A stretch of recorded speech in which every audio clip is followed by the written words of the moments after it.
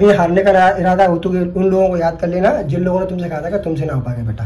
बढ़ती जा रही है इन सेंस कि उसकी डिमांड हर साल आप देखोगे कि आप 20 का पेपर देख लो, 21 का देख लो, दोनों में कंपेयर करोगे तब भी पता चल जाएगा कि हाँ यूपीएससी कुछ अपडेट मांगती है। इंटीग्रेटेड ही आती है और हम इंटीग्रेटेड ही पढ़ते हैं। ऐसे किसी टॉपिक को अपन पढ़ रहे हैं वहाँ पे 4, 5, 10 MCQ सॉल्व कर लिए। वैसे तो पूरा टेस्ट पेपर ही सॉल्व करते हैं, पर मैं बोल रहा हूँ कि इंटीग्रेटेड पढ़ाई के टाइम पे 7, 8, 10 MCQ सॉल्व कर लिए। ऐड कर रखा है कि देखने के लिए कुछ करंट में आता है तो इसको हाईलाइट में कर लेता हूँ। हेलो एवरीवन, वेलकम टू स्टूडेंटों से। अभी हमारे साथ है यूपीएससी एस्पिरेंट जो कि मुखर्जी नगर के पास गोपालपुर में रहकर अपनी प्रिपरेशन करते हैं। तो चलिए जानते हैं इनकी स्ट्रेटजी क्या रहती है, किस तरीके से प्रिपरेशन करते हैं, इनके कितने अटैम्प्ट हो चुके हैं और मुखर्जी नगर में किस तरीके का माहौल है, इन सब बातों को इस वीडियो में कवर करते हैं। तो अभी तक आपने चैनल को सब्सक्राइब नहीं किया तो चैनल को सब्सक्राइब कर लीजिए, इस वीडियो को लाइक करें एंड आपके जो भी क्वेरीज होते हैं आप हमें इंस्टाग्राम एंड फेसबुक पर मैसेज कर सकते हैं।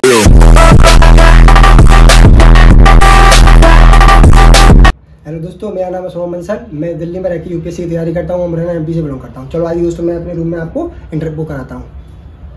ये देखो दोस्तों, ये मेरा सपना आपका भी होगा, मेरा भी होगा, सब जितने भी लोग यूपीएससी की तैयारी करते हैं उन सबका सपना ये अपने सामने लगा हुआ है। इसलिए लगा रखा है कि मैं यहाँ सामने की तरफ मेरा बेड लगा है, तो बेड में मैं सोता हूँ जब भी, सुबह से लेकर शाम तक इसको देखता रहता हूँ और मोटिवेशन लेता रहता हूँ। चलो आगे देखते हैं दोस्तों। ये मेरा इंडिया का पॉलिटिकल मैप है। यहाँ पे मैं ऐसे कुछ भी हुआ इंडिया में क्या हो रहा है क्या नहीं हो रहा है, या जो भी जगह देखनी रहती है मैं इसमें आराम से अपनी देखता रहता हूँ और मुझे यहाँ से बेनिफिट मिलता रहता है। इसके बाद मेरी ये बुक सेल है। बुक सेल में मेरी जैसे मैं एक कहीं से दृष्टि से क्लास ली हुई है, उस क्लास से मेरे ये नोट्स हैं, कुछ एनसीईआरटी पढ़ी है, कुछ मेरी स्पेक्ट्रम बुक पढ़ी है। जो बुक मतलब अब मैं अगले हफ्ते पढ़ने वाला होता हूँ और जो मेरी पढ़ने वाली बुक है वो उनको अपने मैं वहाँ पर टेबल बना लाता हूँ। ठीक है, ये मेरा कांच है, यहाँ पे आईएएस के लिए मोटिवेशन है। और ये एशिया का पॉलिटिकल मैप है। यहाँ पर क्या होगा, थोड़ा हाईलाइट चीजें रहती है। जैसे अभी अफगानिस्तान में क्राइसिस हुआ या यूक्रेन में क्राइसिस हो रहा है, किसी भी देश का क्राइसिस होता है तो उसको मैं थोड़ा डिटेल में लाके कौन सी सिटी कौन सी कहाँ पड़ता है, पाकिस्तान से कहाँ दिक्कत आ रही है वो मैं उनको देखता हूँ। और यहाँ मैं कुछ मोटिवेशन कोड लगा के बैठा हूँ। कभी हारने का इरादा हो तो उन लोगों को याद कर लेना जिन लोगों ने तुमसे कहा था कि तुमसे ना हो पाएगा बेटा। ठीक है, ये मेरा इंडिया का फिजिकल मैप है। यहाँ पे मैं नदी पहाड़ी ये ऊपर स्पेशल लगा हुआ है क्योंकि यहाँ पे गंगा नदी और ब्रह्मपुत्र नदी का आपस में जो भी रहती है नदियाँ मैं देखता रहता हूँ। और ये मेरी टेबल है। यहाँ पे देखो मैं अपने सामने हमेशा जो भी ऐसे अभी यूपीएससी का पीटी आने वाला है तो पीटी के लिए स्पेसिफिक टॉपिक रहते हैं। जो मोनाल सर की बुक है उसको देखता हूँ, कुछ एनसीईआरटी पढ़ता रहता हूँ। ये मेरी एनवायरमेंट की और जो पॉलिटी की बुक है वो मेरी सबसे चल रही है। और मेरे कुछ नोट्स हैं ये जो मुझे क्लास से प्रोवाइड किए गए हैं। ये मेरा वर्ल्ड का फिजिकल है, ये मेरा वर्ल्ड का फिजिकल मैप है। और यहाँ पे मैं देखता रहता हूँ कि वर्ल्ड में क्या हो रहा है, अभी कोई भी क्राइसिस आ रहा है या फिर अफ्रीका में क्या हो रहा है, उन सब चीज़ों को देखता रहता हूँ। ये मैं इनको अपना आदर्श मानता हूँ। स्वामी विवेकानंद उनकी कोट मेरे सामने लगी हुई है और इनको मैं यहाँ से मोटिवेशन लेता रहता हूँ। और यह है इंडिया का वर्ल्ड का पॉलिटिकल मैप। और यहाँ पे पॉलिटिकल मैप से मैं जो भी चीज़ें रहती हैं वो पॉलिटी के हिसाब से देखता रहता हूँ।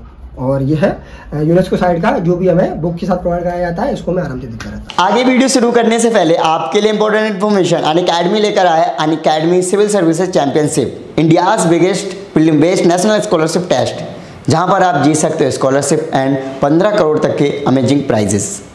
साथ ही जो भी पार्टिसिपेट इस टेस्ट में पार्टिसिपेशन करेंगे उनको पार्टिसिपेशन सर्टिफिकेट में मिलेगा। जो ये टेस्ट है वो 27 मार्च को होने वाला है, फ्री ऑफ कॉस्ट। तो वीडियो के डिस्क्रिप्शन में लिंक है, जाकर रजिस्टर कर लें। साथ ही मैं आपको अनअकैडमी के एक और ऑफर के बारे में बता दूं, आईएएस ड्रीम ऑफर के बारे में। आपको पता होगा कि अनअकैडमी बहुत सारे कोर्सेज लाते हैं जो कि यूपीएससी की प्रिपरेशन में डेफिनेटली काफ़ी हेल्पफुल होते हैं। सो गाइस, चाहे प्लस कॉम्बो की बात करें या फिर आइकॉनिक, अभी मैं आपको बताऊं जैसे आइकॉनिक या प्लस कॉम्बो के प्राइजेस के बारे में। जैसे हम प्लस कॉम्बो को लेते हैं, जो प्लस कॉम्बो का एक्चुअल प्राइस है वो 55,517 रुपये होता है, लेकिन 10% डिस्काउंट के साथ आपको ये पड़ता है 49,965 रुपये का।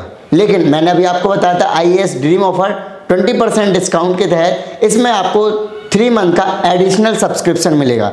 चाहे आप 12 मंथ का लें या फिर 18 मंथ का लें या फिर 24 मंथ का लें या फिर 36 मंथ का, इसी तरीके से इन पर भी आपको 3 मंथ का एडिशनल आपको सब्सक्रिप्शन मिलेगा और 10% का डिस्काउंट अलग से मिलेगा अगर आप मेरा कोड स्टूडेंटो यूज़ करते हैं। सो गाइस, जो ये ऑफर है लिमिटेड टाइम के लिए है। वीडियो के डिस्क्रिप्शन में लिंक है, अगर आप परचेस करना चाहते हैं तो जाकर परचेस करें और मेरा कोड स्टूडेंटो जरूर यूज़ करें। ये है मेरा ज्योग्राफी की नोट। ये है नदियों की झीलों के वगैरह के बारे में मैंने ऐड कर रखा है कि देखने के लिए कुछ करंट में आता है तो इसको हाईलाइट में कर लेता हूँ। और ये मैं नोट बना के रखे हैं अपने, इन सबको मैं देखता रहता हूँ, हाईलाइट करता रहता हूँ, पढ़ता रहता हूँ। ये मैंने सब रिटर्न किया। सबसे पहले आप अपना नाम और एजुकेशन बैकग्राउंड बताइए। मेरा नाम सोहम बंसल है, मैं मुरैना एमपी से बिलोंग करता हूँ और मैंने बीएससी की हुई है जीवाजी यूनिवर्सिटी ग्वालियर से। ओके, सो कितने टाइम से आप मुखर्जी नगर या फिर गोपालपुर में रहकर प्रिपरेशन कर रहे हो, फिर कब से करना स्टार्ट किया? भैया मैं 2018 में आया था, तब से लेकर अब तक प्रिपरेशन कर रहा हूँ और मैंने 2 अटैम्प्ट यूपीएससी के दे चुका हूँ। ओके, 2018 में आप आए थे, तो सबसे पहले आप यहीं आकर रहने लग गए थे या फिर और कहीं भी रहे? नहीं, पहले मैं नेहरू विहार में, नहीं मैं तो यहीं यूपीएससी के लिए आया था और मैं नेहरू विहार में आके रहा था। उसके बाद ये जगह है गोपालपुर, वहाँ मैं रह रहा हूँ। ओके, सो अभी तक आपने 2 अटैम्प्ट दिए, तो 2 अटैम्प्ट कौन कौन सी ईयर में दिए थे? मैंने भैया 20 में और 21 में दोनों लगातार अटैम्प्ट दिए हैं और दोनों में से मेरा नहीं हुआ। ओके, सो बात की जाए, जब आप मुखर्जी नगर या फिर इधर दिल्ली आए थे तो फर्स्ट टाइम क्या एक्सपीरियंस रहा जब जैसे ही आप दिल्ली इंटर करें? नहीं तो एक्सपीरियंस तो अच्छा था। यहाँ एक कोचिंग वोचिंग का भी प्लान था, क्योंकि गांव में रह के इतनी प्रिपरेशन हो नहीं पा रही थी हमारी। हमने कोशिश भी की थी, कुछ एनसीईआरटी वगैरह पढ़ने की कोशिश की थी, पर उस तरह से माहौल नहीं था। यहाँ पे थोड़ा सा माहौल था, सुनते भी थे कि मुखर्जी नगर जाना है, मुखर्जी नगर पढ़ाई होती है। और साथ में हमारा भाई यहाँ रहता है, तो उसने भी बोला, वो जॉब करते हैं यहाँ पे, तो उसने बोला कि भैया आप आ जाओ, देख लो थोड़ा क्या है। फिर मैंने देखा, थोड़ा बहुत कोचिंग वोचिंग का सीन किया, तो कोचिंग में जाके मैंने एडमिशन भी ले लिया साथ में। कौन सी कोचिंग में? मैंने दृष्टि संस्था है, उससे क्लासें की हुई हैं। सो कितने टाइम तक कोचिंग किया? 18 महीने तक उन लोगों ने क्लास कराई थी सर। ओके, सो आपका कोचिंग करने के बाद भी सिलेक्शन नहीं हुआ, कर क्या गलती आपको लग रही है? कोचिंग करना भैया, बेसिक कोचिंग, आप किसी भी संस्था का कोई भी कोचिंग हो, आपकी बेसिक करा सकती है। उसके बाद अपन को ऐसे उसमें अपडेट करना रहा या कुछ भी और रही, कोचिंग करने के बाद भी स्टूडेंट में कुछ ना कुछ कमी जो बेस वाली रहती है, एक तो वो रह जाती है। और एक यूपीएससी की डिमांड दिन पर दिन बढ़ती जा रही है इन सेंस कि उसकी डिमांड हर साल आप देखोगे कि आप 20 का पेपर देख लो, 21 का देख लो, दोनों में कंपेयर करोगे तब भी पता चल जाएगा कि हाँ यूपीएससी कुछ अपडेट मांगती है। तो वो अपडेट करने के लिए आपको खुद से कुछ करना पड़ेगा। उसके लिए मैं यूट्यूब चैनल है एक, क्या बोलते हैं, अनअकैडमी करके एक संस्था है, यूट्यूब चैनल में सुनील सर द हिंदू पढ़ाते हैं, सुनील सर करके, वो यहीं मुखर्जी नगर से ही पढ़ाते हैं। मैं उनको यूट्यूब पर फॉलो करता हूँ, उनके देखता हूँ क्लास और मैं विजन की मैगजीन पढ़ता हूँ, तो उनसे वहाँ से दोनों को अपडेट करता हूँ। ओके, सो अभी स्ट्रेटजी क्या फॉलो करते रहे आप 2 अटैम्प्ट में? 2 अटैम्प्ट में भैया स्ट्रेटजी में ही तो मेरी थोड़ी सी कमी थी। मतलब कभी कुछ पढ़ लिया, कभी कुछ पढ़ लिया, ऐसा हो गया। और कभी मतलब कोई पता नहीं चल रहा था। फिर उसमें एक सीनियर है भैया, उनसे मिला, वो 2-3 बार शायद इंटरव्यू दे चुके हैं और उनके 5 अटैम्प्ट हो चुके हैं। तो उनसे मैंने मिला, मैंने अपनी समस्या बताई कि भैया बताओ आपके, मतलब मैं 4 साल से लगा हुआ हूँ, फिर भी मेरी तैयारी नहीं हो पा रही है। तो मुझे इत्तेफाक से लाइब्रेरी नहीं मिले, तो उन्होंने बड़े प्यार से मुझे बताया। 2-3 घंटे हम बैठे आपस में रात को, तो उन्होंने मुझे बताया कि भैया आप ऐसा करो वैसा करो। फिर उन्होंने स्ट्रेटजी मुझे बताई, फिर मैंने खुद उसमें अपना मॉडिफाई किया। तो हाँ, मुझे लगा कि भैया सही बोल रहे हैं। उसके बाद मैंने देख के समझ के अपनी स्ट्रेटजी को चेंज किया, तब अब मैं लगाऊँ। क्या चेंज किया आपने? मैंने पहले मतलब कभी भी कुछ उठाने के बाद अब मैं क्या करता हूँ कि हफ्ते में अपना सिलेबस उठा के सिलेबस पढ़ा, फिर मैं क्वेश्चन बैंक पढ़ता हूँ। उसके बाद जो स्टैटिक पढ़ता हूँ, उसके बाद मैं एनसीईआरटी वगैरह पढ़ता हूँ, वही एक ही सब्जेक्ट की। ऐसे इस हफ्ते मेरा चल रहा है पॉलिटी का सब्जेक्ट, तो मैं पहले पॉलिटी के क्वेश्चन पढ़ लूँगा जो ओल्ड क्वेश्चन पेपर आए हैं। उसके बाद मैं पॉलिटी की एनसीईआरटी पढ़ लूँगा। फिर मैंने कुछ अगर अपडेट करना हो तो दृष्टि की जो मेरे पास बुक, जो नोट्स मुझे प्रोवाइड कराए गए हैं और मैंने खुद हैंड रिटन किए हैं, वो पढ़ लेता हूँ। उसके बाद ऐसे बुक है मेरे पास राजेश मिश्रा सर की, जो एक्चुअली मेरा पॉलिटिकल साइंस ऑप्शनल है, तो उसके साथ में मुझे वहाँ से बुक प्रोवाइड की गई हैं।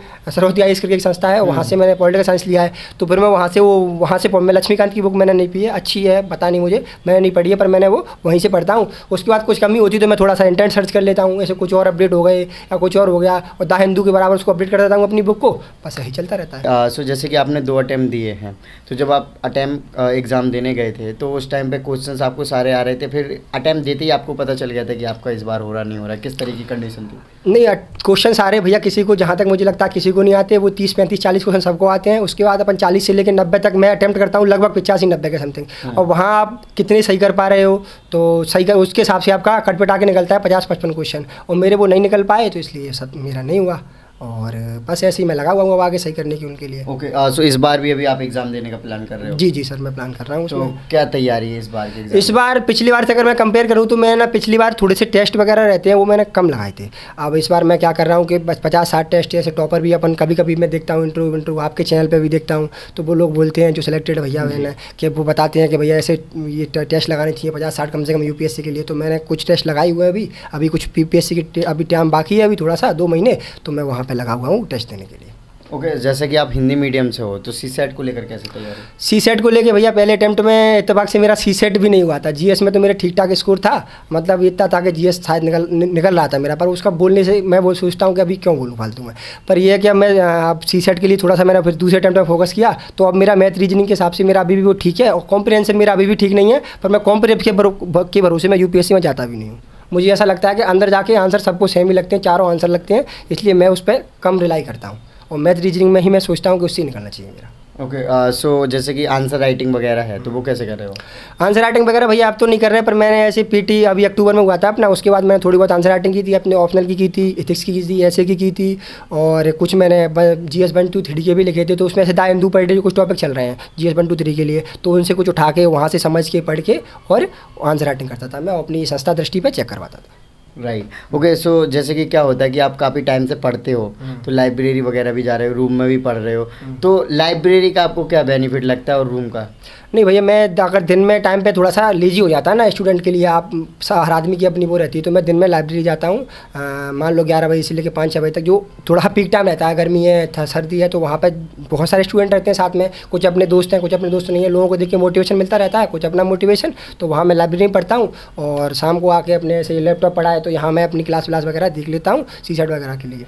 ओके, सो जैसे कि प्रिपरेशन है, एक तो प्रीलिम्स के लिए अलग से की जाती है और मेंस के लिए अलग से, तो क्या आप दोनों को साथ में करते हो? अभी फिलहाल तो प्रीलिम्स पर फोकस कर रहे हो, बट इंटीग्रेटेड करते हो फिर अलग से करते हो? नहीं, प्रिपरेशन भैया इंटीग्रेटेड होती है। जैसे संस्था दृष्टि में हमें पढ़ाया गया था, इंटीग्रेटेड ही पढ़ाया गया था, और हम खुद भी इंटीग्रेटेड उन्हीं नोट्स को पढ़ते हैं, और जो बुक आती हैं सारी इंटीग्रेटेड ही आती हैं, और हम इंटीग्रेटेड ही पढ़ते हैं। ऐसे किसी टॉपिक को अपन पढ़ रहे हैं, वहाँ पे 4 5 10 MCQ सॉल्व कर लिए, वैसे तो पूरा टेस्ट पेपर ही सॉल्व करते हैं, पर मैं बोल रहा हूँ कि इंटीग्रेटेड पढ़ाई के टाइम पे 7 8 10 MCQ सॉल्व कर लिए, चाहे वो ओल्ड क्वेश्चन पेपर हो, या बहुत सारी संस्थाएं ऐसे अपनी दृष्टि संस्था है वो डालती है 5-7 क्वेश्चन पर डे, वो कर लिया। इनसाइड हो गई वो डालती है, वहाँ से कर लिए, और कुछ क्वेश्चन डालते हैं वो, तो वहाँ से क्वेश्चन उठा के और अपनी संस्था में जाके जमा कर दिए, और वहाँ से चेक करके आ जाते हैं। ओके, सो बात की जाए जैसे कि इंटरव्यू वगैरह के लिए, तो इंटरव्यू वगैरह के लिए आप किस तरीके से प्रिपेयर कर रहे हो? भैया इंटरव्यू के लिए तो मैं मतलब साथ साथ में कुछ दोस्त रहते हैं, ग्रुप रहता है, तो वहाँ पे ऐसे कोई टॉपिक जैसे यूक्रेन का टॉपिक चल रहा है या कोई और टॉपिक चल रहा है, उस पर कुछ आपस में डिबेट डिस्कशन कर लेते हैं। और स्पेशली तैयारी मैंने कोई इंटरव्यू के लिए नहीं की है, पर ऐसे साथ में लोग बैठे हैं, कुछ दोस्त बैठे हैं, तो साथ में ऐसे आप बताओ है चलता रहता है। और जब इंटरव्यू का टाइम आएगा तो मॉक इंटरव्यू वगैरह वो देंगे, तब होगा प्रिपरेशन। ओके, और टाइम टेबल क्या फॉलो करते हैं? टाइम टेबल भैया ऐसे कोई फिक्स टाइम टेबल ऐसे होता है लोगों का, सुबह 6 बजे जगने का, पर मेरा ना हफ्ते का टाइम टेबल रहता है। हफ्ते का कैसे रहता है कि मतलब एक हफ्ते में मैं अभी 1 सब्जेक्ट या 2 सब्जेक्ट, ऐसे इस हफ्ते में मेरा पॉलिटी और इकोनॉमी। सो आपने बताया था जैसे कि इधर माहौल का फ़र्क पड़ता है, तो कितना आपको लगा कि यहाँ पे माहौल का हेल्प रहा आपके लिए प्रिपरेशन? माहौल का तो फ़र्क पड़ता है। जैसे शाम के टाइम अपन चाय वाय पीने जा रहे हो तो पूरा माहौल ही वही रहता है ना। अगर अपन मुखर्जी नगर में घूम रहे हैं, पढ़ते पढ़ते थोड़ा सा, देखो ये नहीं है कि सब पढ़ते ही रहे 12 घंटे 14 घंटे, 4 घंटे पढ़ने के बाद अपन लाइब्रेरी से निकल के आए। और घर में ऐसा नहीं हो पाता ना, घर में अपन बैठे हैं तो भाई कोई पढ़ने लिखने वाले हैं, पर उनका अलग जर्नी है उनकी। तो अपनी जर्नी UPSC वाली, तो जहाँ पर लोग रहते हैं साथ में और कुछ दोस्त भी रहते हैं, तो आपस में डिस्कस करना हुआ या कोई टॉपिक हुआ, भैया मैं पढ़ के आऊँ, आप क्या पढ़ के आए हो, तो आपस में डिस्कस होता रहता है। ये माहौल का फ़र्क है। राइट। और कोई समस्या अपन को अगर आ रही है तो सामने अपनी संस्था है तो वहाँ से पूछ लो, और कुछ सीनियर रहते हैं उनसे पूछ लो, तो ये रहता है भैया। ओके, सो आपने 2 अटैम्प्ट दे दिए, तो कहीं ना कहीं आपको डिमोटिवेशन सा फील हुआ होगा जब आपका कोई भी प्रीलिम से स्टेज भी क्लियर नहीं हुआ, तो उस टाइम पे आपने क्या किया फिर से कंटिन्यू मोटिवेट रहने के लिए और कंटिन्यू स्टडी करने के लिए? मोटिवेट रहने के लिए मेरा ना भाई है, वो तैयारी नहीं करता, वो मतलब जॉब करते हैं, वो साथ में मुझे मोटिवेट करते रहते हैं। और मैं अपनी घर की स्थिति को देखता हूँ, वो ज़्यादा ठीक नहीं है, वैसे फाइनेंशियली ठीक नहीं है, पर वैसे तो बहुत स्ट्रांग है। हर चीज़ फाइनेंशियली नहीं होती, तो वो मुझे मोटिवेट करते रहते हैं। अपनी माँ से बात कर लेता हूँ और अपनी सिस्टर से बातें करता रहता हूँ, तो वो मुझे मोटिवेट करते रहते हैं आपस में। और खुद भी देखता हूँ कि हाँ मुझे अपने घर के दिन बदलने हैं, तो ऑब्वियस सी बातें करना ही पड़ेगा। ओके, सो बहुत टाइम क्या होता है कि हम कुछ सब क्वेश्चंस पढ़ रहे हैं, है ना, कभी कभी क्या होता है थक जाते हैं, पढ़ने का मन नहीं करता है, तो उस टाइम पे आप क्या करने की कोशिश? ऐसे थोड़ा थक जाते हैं तो मैं आपके ही चैनल में कुछ लोगों के इंटरव्यू देख लेता हूँ, तो वहाँ से देखता हूँ कि लोगों का क्या स्ट्रगल रहे, कैसे स्ट्रगल नहीं रहे, तो वो पता चल जाता है ना कि हाँ ये अपने साथ अकेले के साथ नहीं हो रहा, सबके साथ ऐसा होता है। तो फिर बाद में आके वो लास्ट में आके पढ़ नहीं है, कुछ और करने को है नहीं, तो फिर वही पढ़ते रहते हैं भैया। और थोड़ा बहुत यूट्यूब पर जाके कुछ जैसे कपिल शर्मा शो हो गया, एक आध वगैरह, या कभी कभी ओल्ड सॉन्ग सुनना पसंद करता हूँ मैं, कभी कभी बाई चांस, तो वो देख लेता हूँ मैं। ओके, सो जैसे कि आप बुक्स आपने बताई थी, आप कौन कौन सी बुक्स मेजरली रेफर करते हो? मैं भैया पॉलिटी के लिए राइस मिश्रा सर की वो आती है वो फॉलो करता हूँ, और ओल्ड क्वेश्चन पेपर जो मोनाल सर की आती है वो फॉलो करता हूँ, और स्पेक्ट्रम पढ़ता हूँ हिस्ट्री के लिए, और सिंगानिया साहब की बुक पढ़ता हूँ। उसके अलावा कुछ मैं NCERT पढ़ता हूँ, ज्योग्राफी के लिए केवल NCERT पढ़ता हूँ। उसके अलावा कुछ ऐसे ऑनलाइन देखना हुआ, कुछ एक आध वीडियो ऐसे एनिमेशन के कुछ वीडियो आते हैं वो देख लेता हूँ कभी कभी। तो उनसे क्या होता है, समझने वाली चीज़ रहती है ना एनिमेशन के द्वारा, वो कुछ यूट्यूब पर समझाते थे वो देख लेता हूँ। उसके अलावा मेरी संस्था क्लास की है, वहाँ से मैंने कुछ नोट्स बनाए हैं वो मैं देख लेता रहता हूँ बस। इस तरीके से प्रिपरेशन चलती है। ओके, सो बात की जाए, अभी आप यहाँ पर रहकर प्रिपरेशन कर रहे हो, तो यहाँ पे आपका मंथली रूम और बजट कितना बढ़ जाता है? यहाँ रूम भैया, ये रूम तो 3500 रुपये का है मेरा, और कुल मिला के 7-8 हज़ार रुपये में मेरा लाइब्रेरी वगैरह मिला मिलू के हो जाता है खर्चा। 7-8 हज़ार रुपये में। सो जो नए एस्पिरेंट है जो मुखर्जी नगर या फिर इस एरिया में रहकर प्रिपरेशन करना चाहते हैं, तो आप उनके लिए क्या मैसेज देना चाहोगे? मैसेज ये है भैया, अगर आप घर में रह के, अब तो वैसे बहुत, जब हम आए थे 18 में तब इतना ऑनलाइन का सिस्टम नहीं था, अब तो अपनी अनअकैडमी है और भी संस्था है, हमारी संस्था है दृष्टि, वो सब ऑनलाइन जा चुकी हैं। अगर चाहो आप घर में, अगर आपको माहौल मिल रहा होगा, यहाँ पे संस्था तो सभी होती है, अच्छी बात है, आप सिलेबस पढ़ लोगे, पर एक माहौल के लिए अगर आप आना चाहो, अगर आपकी जेब अलाउ कर रही है तो आप आ सकते हो, मोस्ट वेलकम। अगर नहीं कर रही है तो घर पे रह के भी प्रिपरेशन हो सकती है। Okay, so thank you so much भाई। सो गाइज़, आपने देखा कि ये वीडियो काफ़ी हेल्पफुल लगा होगा आपको। भैया ने अपनी डिटेल आपके साथ शेयर करना चाहिए, और सो अभी तक आपने चैनल को सब्सक्राइब नहीं किया तो चैनल को सब्सक्राइब कर लीजिए, इस वीडियो को लाइक करें, एंड आपके जो भी क्वेरीज होते हैं आप हमें इंस्टाग्राम एंड फेसबुक पर मैसेज कर सकते हैं। इन सभी के लिंक वीडियो के डिस्क्रिप्शन में। जय